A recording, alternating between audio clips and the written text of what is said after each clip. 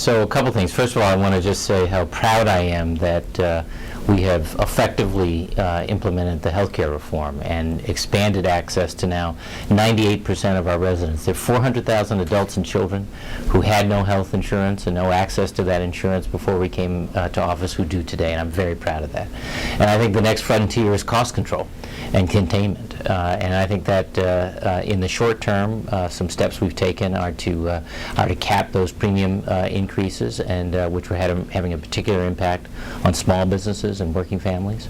And also with a bill I signed in August that now permits small businesses to aggregate and get the buying power that big firms and the state, frankly, has. That's a step in the right direction.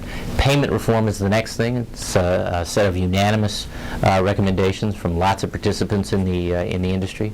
I want to assure doctors this is not capitation redux. It's avoiding some of the hazards of capitation. I think that's enormously important. And then I think we have to do, and it's not just about cost control. It's also about making sure medical professionals can focus on the medicine and on the practice of medicine, is simplify all the back office stuff. I don't know why every single company needs its own set of forms and codes and all the rest of that. That can be made uniform, it seems to me, or at least made more common. And then I guess the final thing I would say is some medical mal reform. And there's some good models out there being used at the University of Michigan and at MGH and so on. Very interested in those, and I'd like to see those in a payment reform bill as well. The right way to do this is to make sure that doctors have a voice in the way it's implemented, in the way it's designed, for that matter. I don't think anybody differs on the basic idea that what we want is the healthiest possible doctor-patient relationship, and as little in the middle of that as we can have. And there are some things that have to be a part of that because of the way we pay for health care, the way doctors are paid. But I think that can be sorted, and I think I've talked to a lot of doctors who have some really great ideas about the right way to do this, not just, the wrong way to do it, but really have some great ideas about the right way to do it.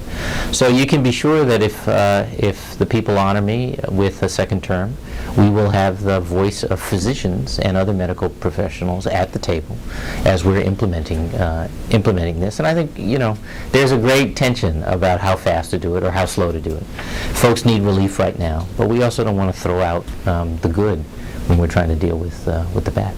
Just one other thing I want to add. I think that what we have all learned, and Dr. Bigby, who is our Secretary of Health and Human Services, has helped me understand over the last 4 or 5 years, is that the more successful we are with universal care, the more pressure there is on the capacity of primary care. Primary care, not the medical profession generally, but primary care providers.